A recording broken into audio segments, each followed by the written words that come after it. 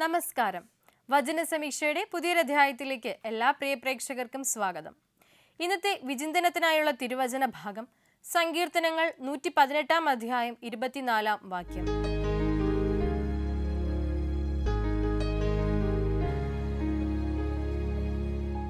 ഇത് യഹോവ ഉണ്ടാക്കിയ ദിവസമാകുന്നു, ഇന്ന് നാം സന്തോഷിച്ച് ആനന്ദിക്കുക. പ്രിയമുള്ളവരെ, ഇന്നത്തെ ഓരോ ദിവസവും അല്ലെങ്കിൽ ഇന്ന് എന്നുള്ള ഒരു ദിവസത്തിന് നമ്മുടെ എല്ലാം ജീവിതത്തിൽ വളരെയധികം പ്രാധാന്യമുണ്ട്.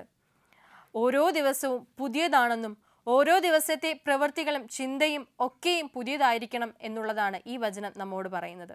നാളെക്കുറിച്ച് ദുഃഖിക്കുവാനോ ഇന്നലകളെക്കുറിച്ച് ദുഃഖിക്കുവാനോ അല്ല, പിന്നെയോ ഇന്ന് നാം എന്തായിരിക്കുന്നുവോ, ഇന്ന് എപ്രകാരമായിരിക്കുന്നുവോ അപ്രകാരം സന്തോഷിക്കുവാൻ വചനം നമ്മെ പഠിപ്പിക്കുന്നു. അതായത് ഒരിക്കലും ദൈവം നമ്മുടെ തെറ്റുകളെ അല്ലെങ്കിൽ ഇന്നലകളിലെ തെറ്റുകളെ പരിഗണിക്കുന്നതല്ല, അല്ലെങ്കിൽ പരിഗണിക്കുന്നില്ല എന്ന് തീർച്ചയായും പൂർത്തിയായി നമുക്ക് പറയുവാൻ സാധിക്കുകയില്ല. പിന്നെയോ ഇന്ന് ദൈവത്തിങ്കിലേക്ക് മടങ്ങി വരുവാനുള്ള വിളി നമുക്ക് മുൻപിൽ തുറന്നിട്ടിട്ടുണ്ട്. ഓരോ ദിവസവും ഇത്തരം വിളികൾ നമുക്ക് മുന്നിൽ അവൻ തുറന്നു നൽകിയിട്ടുണ്ട്. അങ്ങനെയെങ്കിൽ തെറ്റിൽ നിന്നകന്ന് നന്മയിലേക്ക് വരുവാനുള്ള ഒരു വിളി കൂടെയായി ഓരോ പുതിയ ദിവസവും ഓരോ പുതിയ പ്രഭാതവും നമ്മുടെ ജീവിതത്തിൽ നമുക്ക് മുൻപിലുണ്ട് എന്നുള്ളൊരു ശുഭപ്രതീക്ഷ നമ്മുടെയൊക്കെ ഉള്ളിലുണ്ടായിരിക്കണം എന്നുള്ള ഒരു ശക്തമായ ആശയം വചനം നമ്മോട് പങ്കുവെക്കുന്നു. നാളുകളെക്കുറിച്ചുള്ള ആകുലതകളോ ഇന്നലകളെക്കുറിച്ചുള്ള തെറ്റുകളെക്കുറിച്ചുള്ള പാപബോധമോ അല്ല, പിന്നെയോ ഇന്നിൽ നിന്നുകൊണ്ടുള്ള പശ്ചാത്താപവും പ്രതീക്ഷയുമാണ് നമുക്ക് വേണ്ടതെന്ന് ഈ വചനത്തിൻ്റെ സാരാംശം ഉള്ളിലേക്ക് ഗ്രഹിച്ചുകൊണ്ട് പുതിയ മനുഷ്യരായി ഓരോ പുതിയ പ്രഭാതത്തെയും സ്വീകരിക്കുവാൻ, പുതിയ ദിവസത്തെയും സ്വീകരിക്കുവാൻ നമുക്ക് പരിശ്രമിക്കാം. അതിനായി നമ്മുടെ ജീവിതത്തെ നമുക്ക് ക്രമപ്പെടുത്താം. വചന സമീക്ഷയുടെ അധ്യായത്തിലേക്ക് എല്ലാ പ്രിയ പ്രേക്ഷകർക്കും ഒരിക്കൽ കൂടി സ്വാഗതം. ഒരിടത്ത് ഒരു ചെറുപ്പക്കാരൻ, വളരെ അധ്വാനിയായിട്ടുള്ള ഒരു ചെറുപ്പക്കാരൻ, അവൻ ഏറ്റവും കൂടുതൽ അവൻ്റെ സമയം വിശ്രമത്തെക്കാൾ ഉപരിയായി ചെലവഴിക്കുന്നതും അധ്വാനിക്കുവാനായിരുന്നു.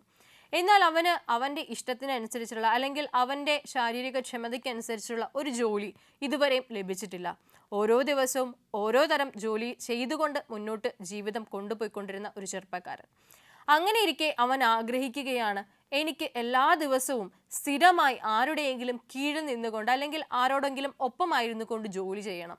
അവിടെ നിന്നും ഒരുപാട് പൈസ ഉണ്ടാക്കി അല്ലെങ്കിൽ കാശുണ്ടാക്കി എനിക്ക് എൻ്റേതായിട്ടുള്ള ഒരു ജോലി കണ്ടെത്തണം. അങ്ങനെ വളരെയധികം താല്പര്യത്തോടു കൂടി ആ ചെറുപ്പക്കാരൻ മുന്നോട്ട് പോവുകയാണ്. എന്നാൽ ആ ഗ്രാമത്തിലൊക്കെ അന്വേഷിച്ചിട്ടും ദിവസവേതനമല്ലാതെ മറ്റൊന്നിലും അവന് ആശ്രയം കണ്ടെത്താൻ സാധിക്കുന്നില്ല. അങ്ങനെ അവൻ തീരുമാനിക്കുകയാണ് ഈ നാട്ടിൽ നിന്നും മറ്റൊരു ഗ്രാമത്തിലേക്ക് പോകുവാൻ. അങ്ങനെ അവൻ്റെ യാത്ര തുടങ്ങുന്ന ആ ഒരു സമയത്ത് അവൻ മുന്നിലേക്ക് പോകുമ്പോൾ പിറകിൽ നിന്നും ഒരു തളർന്ന സ്വരം അവൻ കേൾക്കുന്നു, എന്നെ സഹായിക്കണേ എന്നുള്ളത്. അങ്ങനെ അവൻ ആ വൃദ്ധൻ്റെ അടുത്തേക്ക് പോകുന്നു. അപ്പോൾ ആ വൃദ്ധൻ പറയുന്നുണ്ട്, നിനക്ക് എത്ര വേണമെങ്കിലും ഞാൻ ശമ്പളം തരാം, പകരം എൻ്റെ കയ്യിലുള്ള ഈ ഭാണ്ഡക്കെട്ടുകൾ വളരെയധികം ഭാരമുള്ളവയാണ്, ഇത് എന്നെ എൻ്റെ വീട്ടിലേക്ക് എത്തിക്കുവാൻ നീ സഹായിക്കണം എന്നുള്ളത്. അവൻ യാതൊന്നും ചിന്തിച്ചില്ല, കാരണം അത്രയും അധ്വാനശീലനായ നല്ലൊരു മനുഷ്യൻ. അവൻ എത്രയും പെട്ടെന്ന് ആ വൃദ്ധൻ്റെ കയ്യിൽ നിന്നും ഒരു ഭാണ്ഡക്കെട്ട് വാങ്ങുകയാണ്. അപ്പോൾ ആ വൃദ്ധൻ പറയുന്നുണ്ട്, ഇതിൽ നിറയെ ചെമ്പ് നാണയമാണ്, നല്ല ഭാരമുണ്ടായിരിക്കും, പക്ഷേ നീ എനിക്ക് ഇതും കൊണ്ട് ഓടിപ്പോകരുത്, കാരണം എനിക്ക് നിന്റെ പുറകെ പതിയെ മാത്രമേ നടന്നെത്താനാവുകയുള്ളൂ. അവൻ സത്യസന്ധനായിരുന്നത് കൊണ്ട് തന്നെ അവൻ പറയുന്നു, എനിക്കത് പ്രശ്നമില്ല, താങ്കൾ എൻ്റെ പിറകെ വന്നാൽ മതി, ഞാൻ ഇതും കൊണ്ട് മുൻപേ പോകാം. അങ്ങനെ ആ ചെമ്പ് നാണയത്തിൻ്റെ വലിയ ഭാണ്ഡവും കൊണ്ട് അവൻ മുന്നിലേക്ക് നടക്കുന്നു. അവനെ അനുഗമിച്ചുകൊണ്ട് കയ്യിലുള്ള മറ്റ് 2 ഭാണ്ഡക്കെട്ടുകളുമായി വൃദ്ധനും സഞ്ചരിക്കുന്നു.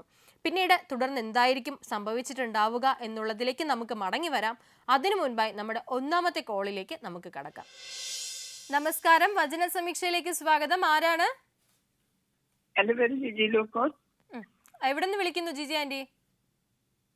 കൊല്ലം. കൊല്ലത്തുനിന്ന് വിളിക്കുന്നു. ഓക്കെ, സുഖമായിട്ടിരിക്കുന്നോ? സുഖമായിരിക്കുന്നു. ഓക്കെ, വീട്ടിൽ ആരൊക്കെ ഉണ്ട്? മോനും മക്കളും ഉണ്ട്, 2 മക്കളും. ഓക്കെ ഓക്കെ ഓക്കെ അപ്പം സന്തോഷമായിട്ടിരിക്കുന്നു എന്നറിഞ്ഞതിൽ സന്തോഷം. ഓക്കെ, അപ്പൊ ആന്റി, നമുക്ക് അറിയാലോ 4 ക്വസ്റ്റ്യൻസ് ആയിരിക്കും ഉണ്ടാവുക. നമുക്ക് ക്വസ്റ്റ്യൻസിലേക്ക് പോവാം, ഇടയ്ക്ക് വെച്ച് ബാക്കി വിശേഷങ്ങളിലേക്ക് വരാം. ഓക്കെ, അപ്പോ കൊല്ലത്തുനിന്നുള്ള നമ്മുടെ ജിജി ആന്റിക്ക് വേണ്ടിയിട്ടുള്ള ഒന്നാമത്തെ ചോദ്യം ഇതാണ്: ജനങ്ങൾ ഓരോരുത്തരും സ്വദേശത്തേക്ക് ഓടിപ്പോകുന്നത് വർണ്ണിച്ചിരിക്കുന്നത് എങ്ങനെയാണ്? ക്വസ്റ്റ്യൻ ക്ലിയർ ആയോ ആന്റി? ജനങ്ങൾ ഓരോരുത്തരും സ്വദേശത്തേക്ക് ഓടിപ്പോകുന്നത് എങ്ങനെയാണെന്നാണ് വർണ്ണിച്ചിരിക്കുന്നത്. ആരെ പോലെ? ഓക്കെ, ഇളമാന്. പിന്നെ ഒന്നും കൂടി ഉണ്ട്, വേറെ ഒരു ഇതും കൂടി പറയാം. ആ ഇളമാനെ പോലെ ആടുകളെ പോലെ. ഓക്കെ, അത്രേ ഉള്ളൂ. അത് ശരി ഉത്തരമാണ്. അതിന്റെ കൃത്യമായിട്ടുള്ള ഉത്തരം ഇങ്ങനെയാണ്: ഓടിച്ചു വിട്ട ഇളമാനിനെ പോലെയും ആരും കൂട്ടിച്ചേർക്കുവാനില്ലാത്ത ആടുകളെ പോലെയും. ഓക്കെ. ഓക്കെ, ഇപ്പൊ സന്തോഷായില്ലേ? ഒരു ഉത്തരം ശരിയായില്ലേ? Okay okay. ഇപ്പൊ ടെൻഷനൊക്കെ മാറിയില്ലേ? അതെ. ഓക്കെ, സിമ്പിൾ ആയിട്ടുള്ള ക്വസ്റ്റ്യൻസ് ആണ്. നമുക്ക് വചനത്തിൽ നിന്നുള്ളല്ലേ, അപ്പൊ അത്രയും സിമ്പിൾ ആയിട്ടുള്ളതേ ചോദിക്കത്തുള്ളൂ. ഓക്കെ, അപ്പൊ ആന്റിക്ക് ബൈബിളിൽ ഏറ്റവും ഇഷ്ടപ്പെട്ട ഒരു കഥാപാത്രത്തിന്റെ പേര് പറയാവോ? ഏറ്റവും ഇഷ്ടപ്പെട്ടത് ആരായാലും മതി. രൂത്തിനെ ഇഷ്ടമാണ്. ഓക്കെ, അപ്പൊ ആന്റിക്ക് ഇഷ്ടപ്പെട്ട കഥാപാത്രം രൂത്ത് ആണല്ലേ? അതെ. Okay okay okay. അപ്പൊ നമുക്ക് എന്തുകൊണ്ടാണ് ഇഷ്ടപ്പെട്ടതെന്നൊക്കെ നമുക്ക് ചോദിക്കാം. അതിനു മുന്നേ നമുക്ക് രണ്ടാമത്തെ ക്വസ്റ്റ്യനും കൂടി കയറാം. ഓടിപ്പോകുന്ന ജനങ്ങൾക്ക് ഉണ്ടാകുന്നത് എന്തായിരുന്നു? ഓടിപ്പോകുന്ന ജനങ്ങൾക്ക് ഉണ്ടാകുന്നത് എന്തായിരുന്നു? കണ്ടുകിട്ടുന്നതിനൊക്കെയും വാളാൽ പിടിക്കപ്പെടുന്നതിനൊക്കെയും വാളാൽ വീഴ്ത്തുകയും. ഓക്കെ, ശരി ഉത്തരം. കൺഗ്രാറ്റുലേഷൻസ്. ഉത്തരം ഇതാണ്: കണ്ടുകിട്ടുന്നവരെല്ലാം കുത്തിക്കൊല്ലും, പിടിക്കപ്പെടുന്നവരെല്ലാം വാളാൽ വീഴും. ഓക്കെ, ഇപ്പൊ രണ്ടുത്തരം ശരിയായി. അപ്പൊ കുറച്ചുകൂടി സന്തോഷമായില്ലേ? ഇപ്പം കംപ്ലീറ്റ് ടെൻഷൻ മാറിയില്ലേ? ഭയങ്കര റിലാക്സ് ആയില്ലേ? ഓക്കെ, അപ്പൊ എന്തുകൊണ്ടാ രൂത്തിനെ ഇഷ്ടപ്പെടാനുള്ള കാരണം? എന്തെങ്കിലും പ്രത്യേകിച്ച് എന്തെങ്കിലും ഒരു സാഹചര്യം ഉണ്ടോ? പ്രത്യേകിച്ച് നല്ലൊരു അമ്മായിയും വേണം. മരുമകളെ ചേർത്ത് നിർത്തിയ ആ ഒരു ക്വാളിറ്റിയാണ്. ഓക്കെ, ആ ഒരു ക്വാളിറ്റിയാണ് ഇഷ്ടപ്പെട്ടത് അല്ലേ? മകളെ പോലെ മരുമക്കളെ കൂടി ചേർത്ത് നിർത്തിയ അമ്മായിയമ്മ. ഓക്കെ, അപ്പൊ അമ്മ എന്നൊരു, അതായത് അമ്മായിയമ്മ ആണെങ്കിൽ ആ ഒരു അമ്മ എന്ന ഒരു സവിശേഷതയാണ് ഇഷ്ടപ്പെട്ടത്. അതൊരു ശരി അമ്മ ആയതുകൊണ്ടാവാം. ഓക്കെ, അപ്പൊ എന്തായാലും നമുക്ക് അടുത്ത ക്വസ്റ്റ്യൻസിലേക്ക് പോവാവേ. ഓക്കെ, അപ്പൊ മൂന്നാമത്തെ ചോദ്യം ഇതാണ്: ജനത്തിന്റെ നിസ്സഹായ അവസ്ഥ യേശയ്യാവ് ഇവിടെ എങ്ങനെയാണ് കാണിച്ചിരിക്കുന്നത്?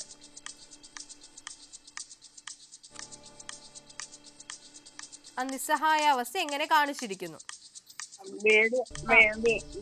ശിശുക്കളെ അടിച്ചു ചേർക്കുകയും അവരുടെ വീടുകളെ കൊള്ളയിടുകയും അവരുടെ ഭാര്യമാരെ അവമാനിക്കുകയൊക്കെ ചെയ്യുന്നതുകൊണ്ട് അതാണ് നിസ്സഹായാവസ്ഥ.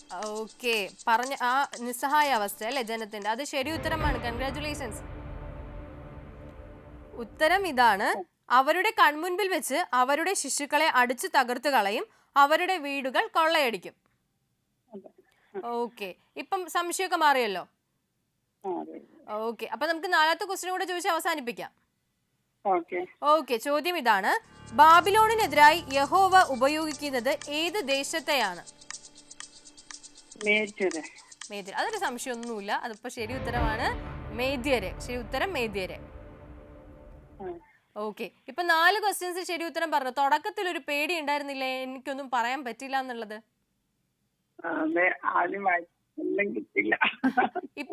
ഇപ്പൊ ആ ഒരു ഇതൊക്കെ മാറി ഒരു കോൺഫിഡൻസ് ഒക്കെ വന്നില്ലേ? എനിക്ക് ബൈബിളിൽ നിന്ന് ചോദിച്ചാൽ പറയാൻ പറ്റും എന്നുള്ളത്. അപ്പൊ തീർച്ചയായിട്ടും ആ ഒരു കോൺഫിഡൻസോട് കൂടി ഇനിയും വിളിക്കാം കേട്ടോ. ഇനിയും സിമ്പിൾ ആയിട്ടുള്ള ഇങ്ങനത്തെ ക്വസ്റ്റ്യൻസ് ഉണ്ടാവും. ഓക്കെ, അപ്പൊ ആന്റി താങ്ക് യു കേട്ടോ വിളിച്ചതിന്. Okay okay, thank you aunty. അപ്പോൾ നമ്മളോടൊപ്പം കോളിൽ ഉണ്ടായിരുന്നത് ജിജി ആന്റി ആയിരുന്നു. ആന്റി 4 ചോദ്യങ്ങൾക്കും ശരിയുത്തരം പറഞ്ഞു. അതുപോലെ തന്നെ ബൈബിളിൽ ഏറ്റവും പ്രിയപ്പെട്ട കഥാപാത്രം റൂത്ത് എന്ന് പറഞ്ഞു. നമുക്ക് എല്ലാവർക്കും ഇതുപോലെ പ്രിയപ്പെട്ട കഥാപാത്രങ്ങളിൽ വിശുദ്ധ ഗ്രന്ഥത്തിൽ തന്നെ ഉണ്ടാകും. നമ്മളൊക്കെ ഒരു പക്ഷെ മാതൃകയായിട്ട് എടുത്ത് വെച്ചിരിക്കുന്ന കഥാപാത്രങ്ങൾ. അപ്പോൾ വിശുദ്ധ ഗ്രന്ഥത്തിലൂടെ നമുക്ക് വഴികാട്ടിയായിട്ടുള്ള ഇത്തരം കഥാപാത്രങ്ങളിലൂടെ അവരുടെ ആ ഒരു നന്മ ഉൾക്കൊണ്ടുകൂടി ജീവിക്കുവാൻ നമുക്ക് പരിശ്രമിക്കാം. അതിനുള്ളതായിട്ട് നമ്മുടെ ഇനിയുള്ള ദിവസങ്ങളെ കൂടി നമുക്ക് മാറ്റാം. അപ്പോൾ ജിജി ആന്റിക്കും കുടുംബത്തിനും എന്തായാലും നമുക്ക് അവരെ കൂടി നമ്മുടെ പ്രാർത്ഥനകളിൽ ഓർക്കാം. നമുക്ക് നമ്മുടെ കഥയിലേക്ക് മടങ്ങി വരാം. ആ ഒരു ചെമ്പ് നാണയ സഞ്ചിയുമായിട്ട് അല്ലെങ്കിൽ ആ ഒരു ഭണ്ഡാരവുമായിട്ട് ആ ചെറുപ്പക്കാരൻ മുന്നോട്ട് നടന്നു നീങ്ങുന്നു. അവനെ അനുഗമിച്ചുകൊണ്ട് ആ വൃദ്ധന്റെ കയ്യിൽ 2 ഭാണ്ഡക്കെട്ടുകളുണ്ട്. എന്നാൽ ഇവർ യാത്ര തുടർന്ന് മുന്നിലേക്ക് പോകുമ്പോൾ വലിയൊരു പുഴയുണ്ട്. പുഴ പതിയെ കടന്ന് 2 പേരും മുന്നിലേക്ക് പോകുന്നു. ആ വൃദ്ധന് കുറച്ച് ബുദ്ധിമുട്ടുകളൊക്കെ ഉണ്ടായിരുന്നു. ആ വൃദ്ധൻ ഒരു കമ്പ് കുത്തി അല്ലെങ്കിൽ വടി ഊന്നിയാണ് നടക്കുന്നത്. അതിനപ്പുറം കടക്കുക എന്നുള്ളത് അദ്ദേഹത്തെ സംബന്ധിച്ചിടത്തോളം പ്രയാസകരമായിരുന്നെങ്കിലും ഈ ഒരു ചെറുപ്പക്കാരൻ്റെ സഹായത്തോടു കൂടി അദ്ദേഹം കൂടി ആ പുഴ കടന്ന് അപ്പുറത്തേക്ക് എത്തുകയാണ്. ആ പുഴ കടന്നപ്പോൾ വൃദ്ധന് കുറച്ചുകൂടി ഇവനിലുള്ള വിശ്വാസം വർദ്ധിക്കുന്നു. വൃദ്ധൻ പറയുന്നു, നിനക്ക് എത്ര വേണമെങ്കിലും ഞാൻ ഇവിടെ നിന്ന് പോയതിനു ശേഷം ശമ്പളം നൽകിക്കോളാം. നീ ഇപ്പോൾ ചുമക്കുന്ന ഭാരത്തിന്റെ കൂടെ എൻ്റെ കയ്യിലുള്ള വെള്ളി നാണയങ്ങളുടെ ഭണ്ഡാരം കൂടി ചുമക്കുക എന്നുള്ളത്. അപ്പോൾ അവനാകട്ടെ, തീർച്ചയായിട്ടും ഞാൻ അങ്ങയെ സഹായിക്കും, എനിക്കിതിനുള്ള കൂലി നൽകിയാൽ മാത്രം മതി എന്നൊരു ചിന്തയോടുകൂടി വളരെ സത്യസന്ധതയോടുകൂടി ആ രണ്ടാമത്തെ ഭാണ്ഡക്കെട്ട് കൂടി അവൻ്റെ തോളിലേക്ക് അവൻ ഏറ്റെടുക്കുകയാണ്. അങ്ങനെ രണ്ട് കൈയിലും രണ്ട് ഭാണ്ഡക്കെട്ടുകളുമായി അത്രയും കഠിനമായിട്ടുള്ള ആ ഒരു ഭാരം താങ്ങിക്കൊണ്ട് അവൻ മുന്നിലേക്ക് പോകുന്നു. ഒരു പുഞ്ചിരിയോടുകൂടി ആ വൃദ്ധനും പിറകെ പോവുകയാണ്. പക്ഷെ അപ്പോഴും ആ വൃദ്ധൻ ഒരു സംശയമുണ്ട്, ഇവൻ പറ്റിക്കുമോ, കാരണം എന്നെ കളഞ്ഞിട്ട് ഓടിപ്പോകുമോ, എനിക്ക് ഇവൻ്റെ പിറകിലെ ഓടി എത്തുവാൻ സാധിക്കുകയില്ല. പക്ഷെ എന്നിരുന്നാലും അവൻ്റെ ഒരു സത്യസന്ധത മാനിച്ചുകൊണ്ട്, അല്ലെങ്കിൽ ആ ചെറുപ്പക്കാരനുള്ള വിശ്വാസത്തെ മുൻനിർത്തിക്കൊണ്ട് വൃദ്ധൻ അവനെ അനുഗമിക്കുന്നു. അങ്ങനെ കയ്യിൽ രണ്ട് ഭാണ്ഡക്കെട്ടും ആയി ചെറുപ്പക്കാരനും കയ്യിൽ ഒരു ഭാണ്ഡക്കെട്ടുമായി ആ വൃദ്ധനും നടന്നു നീങ്ങുന്നു. ഇനിയും എന്തായിരിക്കും സംഭവിക്കുക? അവൻ അദ്ദേഹത്തെ പറ്റിച്ച് കടന്നു കളയുമോ? അവൻ്റെ സത്യസന്ധതയിലൂടെ അവൻ എന്തെങ്കിലും നേടിയെടുക്കുമോ എന്നുള്ള മറുപടികളിലേക്ക്, ഉത്തരങ്ങളിലേക്ക് കഥയിലൂടെ നമുക്ക് മടങ്ങി വരാം. അതിനു മുൻപായി നമ്മുടെ രണ്ടാമത്തെ കോളിലേക്ക് നമുക്ക് പോകാം. നമസ്കാരം, വചന സമീക്ഷയിലേക്ക് സ്വാഗതം. ആരാണ്? Elsie Sam. Okay, Elsie auntie എവിടെ നിന്ന് വിളിക്കുന്നു? കീഴ്വായ്പൂര്. ഓക്കെ ആന്റി, സുഖമായിട്ടിരിക്കുന്നോ? ഇപ്പം ഹോസ്പിറ്റലൊരു ആൻജിയോഗ്രാം ചെയ്യാൻ വേണ്ടി വന്നിരിക്കുകയാണ്. Okay okay. അപ്പം ശാരീരികമായിട്ടുള്ള എന്തെങ്കിലും ബുദ്ധിമുട്ടുണ്ടോ ആന്റി? ഇടയ്ക്ക് വേദനയും വിമിഷ്ടവും ഒക്കെ ഉണ്ട്. പിന്നെ അല്ലാതെ ഷുഗറും പ്രഷറും വ്യത്യാസങ്ങളൊക്കെ ഉണ്ട്.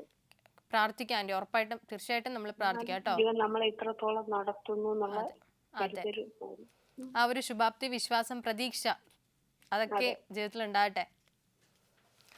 ഓക്കെ, അപ്പൊ ആന്റി എന്തായാലും അധികം നമുക്ക് ബുദ്ധിമുട്ടിപ്പിക്കുന്നില്ല, നമുക്ക് നേരെ ക്വസ്റ്റ്യൻസിലേക്ക് പോയാലോ? ഓക്കെ, അപ്പം ഒന്നാമത്തെ ചോദ്യം ഇതാണ്, മേദ്യർ എങ്ങനെയുള്ള ആൾക്കാരാണ്? മേദ്യർ എങ്ങനെയുള്ള ആൾക്കാരാണ്? യുവാക്കളെ തകർക്കാത്തതും ഗർഭഫലത്തോട് ആദരവില്ലാത്തതും കരുണ തോന്നാത്തവരും പൈതങ്ങളെ ആദരിക്കാത്തവരും. ഓക്കെ ആന്റി, ശരി ഉത്തരമാണ്. കൺഗ്രാറ്റുലേഷൻസ്, പറഞ്ഞ ഉത്തരം ശരിയാണ്. യുവാക്കളോടോ ഗർഭഫലത്തോടോ അല്ലെങ്കിൽ ശിശുക്കളോടോ ദയ കാണിക്കാത്തവർ. ഓക്കെ, അപ്പൊ എന്തായാലും കൺഗ്രാറ്റുലേഷൻസ്. ഓക്കെ, അപ്പൊ നമുക്ക് രണ്ടാമത്തെ ചോദ്യത്തിലേക്ക് പോയാലോ? ഓക്കെ, അപ്പൊ ആന്റിക്ക് വേണ്ടിയിട്ടുള്ള രണ്ടാമത്തെ ചോദ്യം ഇതാണ്, ബാബിലോണിനെ യേശയ്യാവ് ഇവിടെ വിശേഷിപ്പിച്ചിരിക്കുന്നത് എങ്ങനെയാണ്? രാജ്യങ്ങളുടെ മഹത്വവും കൽദയരുടെ പ്രശംസ അലങ്കാരമായ ബാബേൽ ദൈവം സൊദോമിനെയും ഗൊമോറിനെയും മറിച്ചു കളഞ്ഞു. യെസ്, അത് തന്നെയാണ് ശരി ഉത്തരം. കൺഗ്രാറ്റുലേഷൻസ്. ഉത്തരം ഇതാണ്, രാജ്യങ്ങളുടെ മഹത്വവും കൽദായരുടെ പ്രശംസാലങ്കാരവുമായ ബാബിലോൺ. ഓക്കെ, അപ്പോ രണ്ടുത്തരം ശരിയാക്കിയിട്ടുണ്ട്. നമുക്ക് മൂന്നാമത്തെ ചോദ്യത്തിലേക്ക് പോയാലോ? ഓക്കെ, മൂന്നാമത്തെ ചോദ്യം ഇതാണ്, ദൈവം മറിച്ചു കളഞ്ഞ സോദോമിനെയും ഗൊമോരയെയും പോലെ ആയിത്തീരുന്ന മറ്റൊരു രാജ്യം ഏതാണ്?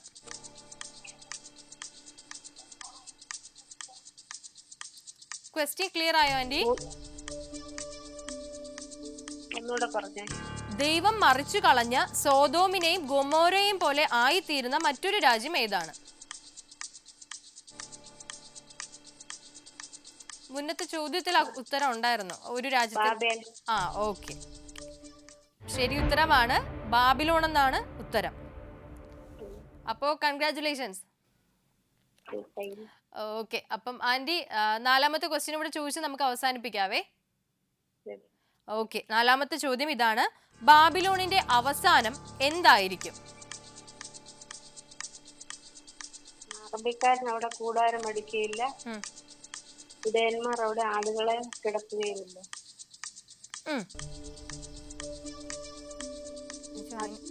തലമുറയോളം അതിലാരും വസിക്കുകയില്ല. ഓക്കെ ഓക്കെ ഓക്കെ, ഇപ്പൊ ശരിയായി, ഇപ്പൊ ശരി ഉത്തരമാണ് പറഞ്ഞിരിക്കുന്നത്. ഉത്തരം ഇതാണ്, അതിൽ ഒരു നാളും നിവാസികൾ ഉണ്ടാവുകയില്ല, തലമുറയോളം അതിൽ ആരും വസിക്കുകയില്ല.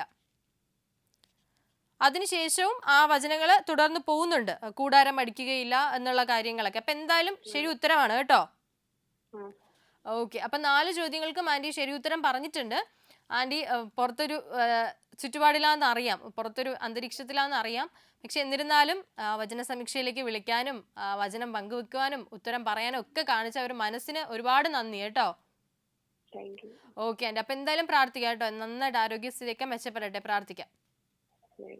Okay, thank you aunty.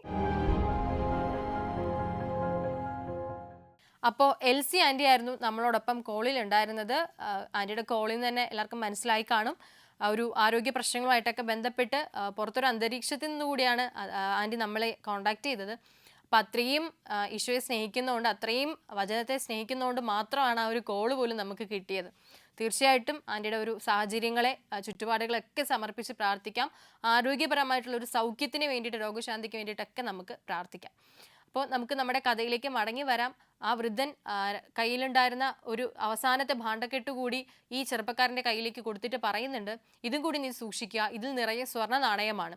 എന്നാൽ അത് കേട്ടിട്ടും അവന് യാതൊരുവിധ കുലുക്കവും ഉണ്ടാകുന്നില്ല. അവൻ പറയുന്നുണ്ട്, എൻ്റെ കയ്യിൽ ഇപ്പോൾ 3 ഭാണ്ഡങ്ങളുണ്ട്, ഒന്നിൽ സ്വർണ്ണ നാണയം, ഒന്നിൽ വെള്ളി, ഒന്നിൽ ചെമ്പ്. പക്ഷേ ഞാൻ ഇതുകൊണ്ട് അങ്ങയെ സഹായിക്കും, അങ്ങയുടെ വീട്ടിലേക്ക് ഞാൻ കൊണ്ടുവയ്ക്കും എന്നുള്ളത്. അപ്പോൾ വൃദ്ധൻ പറയുന്നുണ്ട്, തീർച്ചയായിട്ടും നീ എന്നെ സഹായിച്ചാൽ നിനക്കുള്ള ശമ്പളം ഞാൻ നൽകും, പക്ഷേ എനിക്കിപ്പോഴും നിന്നെ വിശ്വാസമായിട്ടില്ല. അപ്പോൾ ആ ചെറുപ്പക്കാരൻ പറയുന്നു, ഞാൻ ഒരിടത്ത് കണക്ക് എഴുതിക്കൊണ്ടിരിക്കുന്ന ഒരാളായിരുന്നു, അവിടെ കള്ളക്കണക്ക് എഴുതാൻ എന്നോട് പറഞ്ഞതുകൊണ്ട് എനിക്കത് ഒരുപാട് ബുദ്ധിമുട്ടുണ്ടാക്കിയത് കൊണ്ടാണ് ആ ജോലി ഞാൻ ഉപേക്ഷിച്ചത്. പക്ഷേ അത്രത്തോളം ഞാൻ എൻ്റെ ജീവിതത്തിൽ സത്യസന്ധത പുലർത്തിയിട്ടും അങ്ങ് എന്നെ സംശയിക്കുന്നു എന്ന് പറയുമ്പോൾ എനിക്ക് വിഷമമുണ്ട്. അപ്പോൾ ആ വൃദ്ധൻ പറയുന്നു, ഞാൻ ഇന്നാണ് നിന്നെ കണ്ടത്, നീ എത്രത്തോളം വിശ്വാസയോഗ്യനാണെന്ന് എനിക്കറിയില്ല, പക്ഷെ എന്നിരുന്നാലും ഈ നിമിഷത്തിൽ എൻ്റെ അവശ്യതയെ പ്രതി ഞാൻ നിന്നെ വിശ്വസിക്കുന്നു, നിന്റെ സത്യസന്ധതയെ വിശ്വസിക്കുന്നു. അങ്ങനെ 3 ഭാണ്ഡക്കെട്ടുമായി ഇവൻ മുന്നേ നടന്നു നീങ്ങുന്നു, പതിയെ പിന്നാലെ ഈ വൃദ്ധനും. അപ്പോൾ ഈ വൃദ്ധൻ ഉറക്കെ വിളിച്ച് പറയുന്നുണ്ട്, ഈ മലയ്ക്കപ്പുറം, ഈ കുന്നിറങ്ങുമ്പോൾ അവിടെ ഒരു വീടുണ്ട്, ചെറിയൊരു വീടുണ്ട്, അതാണ് എൻ്റെ വീട്, അവിടെയാണ് ഭാണ്ഡം എത്തിക്കേണ്ടത്. നീ മുന്നേ നടന്നോളൂ, ഞാൻ പിന്നെ പതിയെ വരാം, പക്ഷേ നീ എന്നെ പറ്റിക്കരുത്, നീ അതും കൊണ്ട് ഒളിച്ചോടരുത്. അപ്പോൾ ഈ ചെറുപ്പക്കാരൻ അത്യധികം സന്തോഷത്തോടു കൂടി സഹായിക്കാം എന്നുള്ള മനോഭാവത്തോടു കൂടി തന്നെ ആ കുന്ന് കടന്ന്, മല കടന്ന് താഴേക്ക് ഇറങ്ങുകയാണ്, ആ വീട്ടിലേക്ക് ചെല്ലുകയാണ്, ചെറിയൊരു വീട്. അതിനകത്തേക്ക് കയറിയിരിക്കുന്ന നിമിഷം വരെയും അവൻ ചിന്തിക്കുകയാണ്, ഇപ്പോൾ തന്നെ അപ്പൂപ്പൻ അല്ലെങ്കിൽ ആ വൃദ്ധൻ ഇവിടേക്ക് കടന്നു വരും, അദ്ദേഹത്തിൻ്റെ കയ്യിൽ നിന്നും ശമ്പളം മേടിച്ച് അല്ലെങ്കിൽ ഇതിനുള്ള കൂലി മേടിച്ച് ഞാൻ ഇവിടെ നിന്ന് യാത്ര തിരിക്കും എന്നുള്ളത്. പക്ഷെ ഏതോ ഒരു നിമിഷത്തിൽ അവൻ്റെ ചിന്ത മാറിപ്പോകുന്നുണ്ട്. ഒരു ഭാണ്ഡം നിറയെ സ്വർണം, ഒന്നിൽ നിറയെ വെള്ളി, ഒന്നിൽ നിറയെ ചെമ്പ്, ഈ 3 ഉണ്ടെങ്കിൽ ഒരു പക്ഷേ എനിക്ക് എൻ്റെ ജീവിതത്തിൽ ഏറ്റവും നല്ല രീതിയിൽ ജീവിക്കാൻ സാധിക്കും. ആ വൃദ്ധൻ ഇവിടെ നടന്നെത്തുമ്പോൾ ഒത്തിരി സമയമെടുക്കും. മാത്രമല്ല അതൊരു വൃദ്ധനാണ്, അദ്ദേഹത്തിന് ഇനി ജീവിതത്തെക്കുറിച്ച് വലിയ പ്രതീക്ഷയൊന്നുമില്ല. ഇതൊക്കെ കിട്ടിയിട്ടും അദ്ദേഹത്തിന് ജീവിക്കാൻ മുന്നോട്ട് അധിക കാലമൊന്നുമില്ല. പക്ഷെ എന്നെ സംബന്ധിച്ചിടത്തോളം ഞാനൊരു ചെറുപ്പക്കാരനാണ്, എനിക്ക് ഒരുപാട് ജീവിക്കാൻ മുന്നിലേക്ക് ജീവിതം കിടപ്പുണ്ട്, നല്ലൊരു വിവാഹം എനിക്ക് കഴിക്കാൻ സാധിക്കും, നല്ല കുടുംബജീവിതം എനിക്ക് നയിക്കാൻ സാധിക്കും. അങ്ങനെയെങ്കിൽ ഇതൊരു പക്ഷേ ഒരു പരീക്ഷണമായി കണ്ട് എനിക്ക് എന്തുകൊണ്ട് എടുത്തുകൂടാ.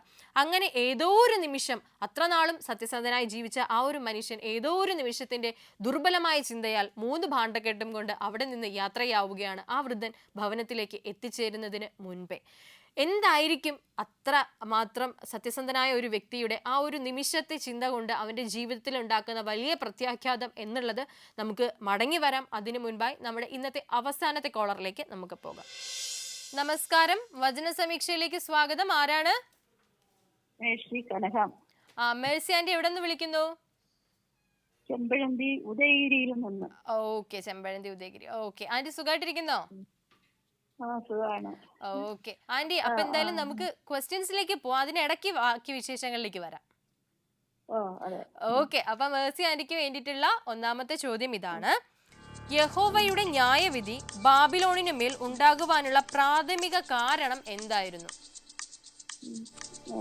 അങ്ങനെ ഞാൻ ആകാശത്തെ നടുമാറും അപ്പം സൈന്യങ്ങളുടെ ക്രോധത്തിലും അവന്റെ ഉഗ്രകോപത്തിന്റെ നാളിലും ഭൂമി അതിന്റെ സ്ഥാനത്ത് നിന്ന് വിലകിപ്പോകും.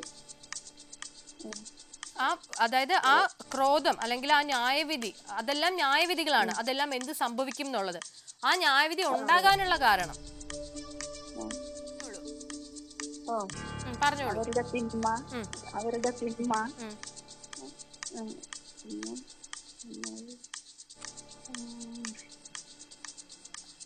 ഓക്കെ, അപ്പോ ആന്റി പറഞ്ഞ ഉത്തരം ശരിയാണ്. അവരുടെ തിന്മ, അകൃത്യം, ഗർവം, നിഗളം മുതലായവ. ഓക്കെ, അപ്പൊ എന്തായാലും കുഴപ്പമില്ല. ഒന്നാമത്തത് കുഴപ്പമില്ലാണ്ട് രീതിക്ക് ശരിയാക്കിയിട്ടുണ്ട്. രണ്ടാമത്തെ ക്വസ്റ്റ്യനിലേക്ക് പോവാം. അതെ. ഓക്കെ, ചോദ്യം ഇതാണ്: യഹോവ തങ്കത്തെക്കാളും ഓഫീർ തങ്കത്തെക്കാളും ദുർലഭമാക്കുന്നത് എന്തിനെയാണ്?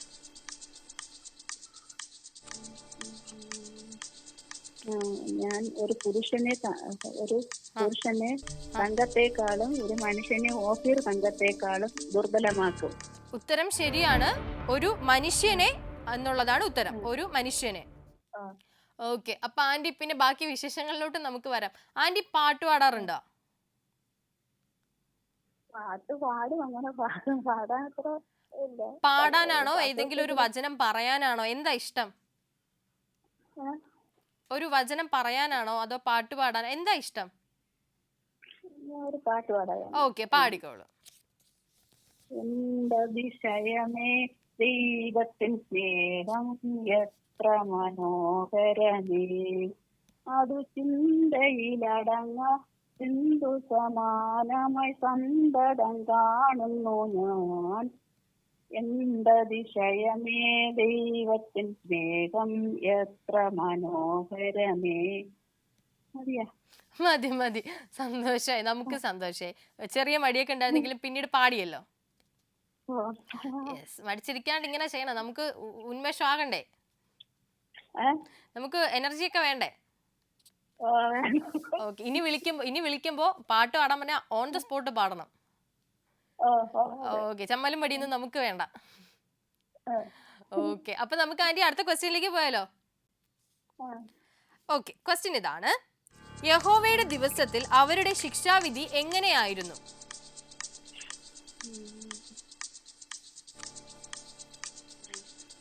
ഞാൻ ഭൂതലത്തെ ദോഷം നിമിത്തവും ദുഷ്ടന്മാരെ അവരുടെ അകൃത്യം നിമിത്തവും സന്ദർശിക്കും. അകക്കാരികളുടെ ഗർവത്തെ ഞാൻ ഇല്ലാതാക്കും. ഉഗ്രന്മാരുടെ നികളത്തെ താഴ്ത്തും. അത്രേ ഉള്ളൂ. ഒരു പുരുഷന്. അതെ, അത് തന്നെയാ ശരി ഉത്തരമാണ് പറഞ്ഞിരിക്കുന്നത്. കൺഗ്രാറ്റുലേഷൻസ്. ഉത്തരം ഇതാണ്: ലോകത്തെ തിന്മ നിമിത്തവും ദുഷ്ടന്മാരുടെ അവരുടെ അകൃത്യ നിമിത്തവും ശിക്ഷിക്കും. അഹങ്കാരികളുടെ ഗർവം ഇല്ലാതാക്കും. ഉഗ്രന്മാരുടെ നിഗളം താഴ്ത്തും. ഇപ്പൊ ശരിയായില്ലേ? ഓക്കെ, അപ്പൊ നമുക്ക് നാലാമത്തെ ചോദ്യത്തിലേക്ക് പോവാം. ലാസ്റ്റത്തെ ചോദ്യം ഇതാണ്, ഏറ്റവും എളുപ്പമുള്ള ഒരു ക്വസ്റ്റ്യൻ ആണ്. യഹോവയുടെ ക്രോധത്തിലും അവന്റെ ഉഗ്ര കോപത്തിന്റെ ദിവസത്തിലും അതിന്റെ സ്ഥാനത്ത് നിന്ന് ഇളകിപ്പോകുന്നത് എന്താണ്? എന്തിളകിപ്പോകും? ഭൂമി അതിന്റെ സ്ഥാനത്ത് നിന്ന് ഇളകിപ്പോകും. ഓക്കെ, ശരി ഉത്തരം. കൺഗ്രാറ്റുലേഷൻസ്. ഉത്തരം ഇതാണ്, ഭൂമി. ഓക്കെ, ഇപ്പൊ 4 ക്വസ്റ്റ്യൻസും ഏകദേശം ശരിയായിട്ട് പറഞ്ഞിട്ടുണ്ടല്ലോ. ഒരു പാട്ട് പാടിയല്ലോ. അപ്പൊ എന്ത് സന്തോഷം തോന്നില്ലേ?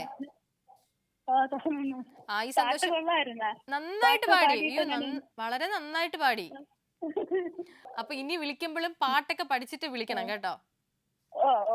ഓക്കെ, അപ്പൊ ആന്റി എന്തായാലും ഈ സന്തോഷം ഇന്നത്തെ ദിവസം മുഴുവനും നിക്കട്ടെ. അടുത്ത തവണ വിളിക്കുന്നവരെ പോസിറ്റിവിറ്റി സന്തോഷമൊക്കെ നിക്കട്ടെ കേട്ടോ.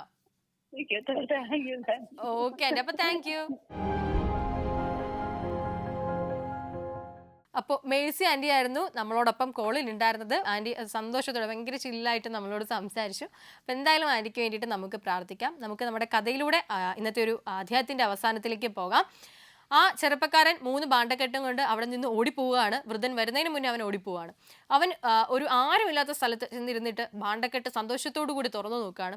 അപ്പോൾ ആദ്യത്തെ ഭാണ്ഡക്കെട്ട് തുറന്നപ്പോൾ അതിൽ നിറയെ കല്ലുകൾ, ഉരുളൻ കല്ലുകൾ. അവൻ പെട്ടെന്നൊന്ന് അന്തിച്ച് നിന്നുപോയി. അപ്പോൾ അവൻ രണ്ടാമത്തെ ആ ഒരു ഭാണ്ഡ പ്രതീക്ഷയോടുകൂടി തുറന്നു. അപ്പോൾ അതിനകത്തും ചെറിയ ഉരുളൻ കല്ലുകൾ.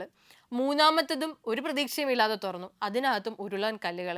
പക്ഷെ മൂന്നാമത്തെ ഭാണ്ഡക്കെട്ടിൽ നിന്നും അവനൊരു കത്ത് കൂടി കിട്ടി. ആ കത്തിൽ അവൻ എടുത്തു നോക്കിയപ്പോൾ ഇപ്രകാരം എഴുതിയിരുന്നു: ഞാൻ വൃദ്ധനായി അഭിനയിച്ച ഒരു രാജാവാണ്, അതായത് ഈ നാടിൻ്റെ രാജാവാണ്. എനിക്ക് മക്കളില്ല. സത്യസന്ധനായ ഒരു ചെറുപ്പക്കാരനെ എൻ്റെ അനന്തരാവകാശിയായി പ്രഖ്യാപിക്കുവാൻ ആഗ്രഹിച്ച് അതിനെ തിരഞ്ഞ് ഉള്ള ഒരു യാത്രയിലായിരുന്നു ഞാൻ. ഈ ഭാണ്ഡക്കെട്ടുകൾ കൊണ്ട് നീ ഇവിടെ ഉണ്ടായിരുന്നെങ്കിൽ ഒരു പക്ഷേ നീ എൻ്റെ മകനായി, ദത്തുപുത്രനായി നിന്നെ ഞാൻ ഞാൻ തിരഞ്ഞെടുത്തേനെ. എന്നാൽ നീ ഈ ഭാണ്ഡക്കെട്ട് കൊണ്ട് ഇവിടെ എന്നിൽ നിന്നും ഓടിപ്പോയത് കൊണ്ട്, എവിടെയോ ഒളിച്ചിരുന്ന് ഈ ഭാണ്ഡക്കെട്ട് തുറന്നു നോക്കുന്നത് കൊണ്ട് ഇനി നീ അതിന് അർഹനല്ല. ഈ കത്ത് വായിച്ച ഈ ചെറുപ്പക്കാരൻ പെട്ടെന്നൊന്ന് ഞെട്ടിപ്പോയി. കാരണം ജീവിതത്തിൽ ഇത്രയും നാളും തനിക്ക് സത്യസന്ധതയുണ്ടായിരുന്നു, താൻ എല്ലാവരെയും സഹായിച്ചിരുന്നു, ഒരു രാജാവിന് വേണ്ട എല്ലാ ക്ഷമയും ദാനശീലവും അങ്ങനെ എല്ലാ കാര്യങ്ങളും തനിക്കുണ്ടായിരുന്നു. പക്ഷെ ഏതോ ഒരു നിമിഷത്തിന്റെ തെറ്റിന്റെ ചിന്തയാൽ, തിന്മയുടെ ചിന്തയാൽ, ഒരു ബലഹീന നിമിഷത്തിൽ ചെയ്തു പോയ തെറ്റുകൊണ്ട് എൻ്റെ ജീവിതത്തിന്റെ തലവര മാറ്റുന്ന ഒരു സംഭവം അല്ലെങ്കിൽ സാഹചര്യം എനിക്ക് തന്നെ ഉണ്ടാക്കിയെടുത്തു. അങ്ങനെ അവന് ഒത്തിരി വിഷമമായെങ്കിലും അവൻ പിന്നീട് ചിന്തിക്കുന്നുണ്ട്, ജീവിതത്തിൽ ഒരു സാഹചര്യത്തിലും ഇനി ഞാൻ എൻ്റെ സത്യസന്ധത ഉപേക്ഷിക്കില്ല, ഇനി ഞാൻ ഒരിക്കലും ഇത്രയും അധംപതിച്ച രീതിയിലേക്ക് ചിന്തിക്കുകയില്ല എന്നുള്ളത്. പ്രിയമുള്ളവരെ, നമ്മുടെയൊക്കെ ജീവിതമായിട്ട് ഉപമിക്കുമ്പോൾ പലപ്പോഴും സമയപ്പെടുത്താൻ പറ്റുന്ന ഒരു സന്ദർഭം കൂടിയാണിത്. ജീവിതത്തിൽ എത്രയൊക്കെ നന്മകളുണ്ടെന്ന് പറഞ്ഞാലും, എത്രയൊക്കെ നമ്മൾ വിധേയത്വമുള്ളവരാണ്, സത്യസന്ധരാണ്, അല്ലെങ്കിൽ മറ്റുള്ളവർക്ക് വേണ്ടി ജീവിക്കുന്നവരാണ് എന്നൊക്കെ പറഞ്ഞാലും എവിടെയെങ്കിലും ഒരിടത്ത് സ്വാർത്ഥത നമ്മുടെ ഉള്ളിൽ തലയെടുക്കും, അല്ലെങ്കിൽ മുള പൊട്ടും. ആ സ്വാർത്ഥത നമ്മുടെ ജീവിതത്തിന്റെ യഥാർത്ഥമായിട്ടുള്ള എല്ലാ സാഹചര്യങ്ങളെയും തകർത്ത് കളയാൻ കെൽപ്പുള്ളതായി പലപ്പോഴും ജീവിതത്തിൽ രൂപം പ്രാപിക്കാറുണ്ട്. അങ്ങനെയെങ്കിൽ നമ്മുടെ ജീവിതത്തിൽ എനിക്കുള്ള, നിനക്കുള്ള, നമുക്കുള്ള ആ ക്വാളിറ്റികളെ നമ്മുടെ അവസാന ശ്വാസം വരെയും എൻ്റെതായ ക്വാളിറ്റി ആയിട്ട് നിലനിർത്തുവാൻ, എൻ്റെതായിട്ടുള്ള മൂല്യമായിട്ട് നിലനിർത്തുവാൻ, ആ ഒരു സത്യസന്ധത അല്ലെങ്കിൽ ആ ഒരു ക്വാളിറ്റിയിലൂടെ നമ്മളെ മറ്റുള്ളവർ തിരിച്ചറിയുവാൻ നമുക്ക് നമ്മുടെ ജീവിതത്തെ പരിവർത്തനപ്പെടുത്തണം. അങ്ങനെയെങ്കിൽ മാത്രമേ വിശുദ്ധ ഗ്രന്ഥത്തിൽ അടിസ്ഥാനമായി കൽപ്പനകൾ പാലിക്കുവാനും ഒപ്പം തന്നെ ജീവിക്കുവാനും സമൂഹത്തിനും മറ്റുള്ളവർക്കും മാതൃകയാകുവാനും നമുക്ക് സാധിക്കുകയുള്ളൂ. അത്തരത്തിൽ മൂല്യങ്ങളെ പിന്തുടർന്നുകൊണ്ട്, മൂല്യങ്ങളെ കയ്യിലൊതുക്കി പിടിച്ചുകൊണ്ട് എൻ്റെ വ്യക്തിത്വത്തെ തിരിച്ചറിയുവാൻ, എൻ്റെ മൂല്യം കാരണമായി തീരാൻ അങ്ങനെ ആഗ്രഹിച്ചുകൊണ്ട് നമുക്ക് ജീവിക്കാം. വചന സമീക്ഷയുടെ ഇന്നത്തെ അധ്യായം ഇവിടെ പൂർണ്ണമാകുന്നു. പുതിയൊരു അധ്യായത്തിലൂടെ നമുക്ക് വീണ്ടും കണ്ടുമുട്ടാം. നന്ദി, നമസ്കാരം.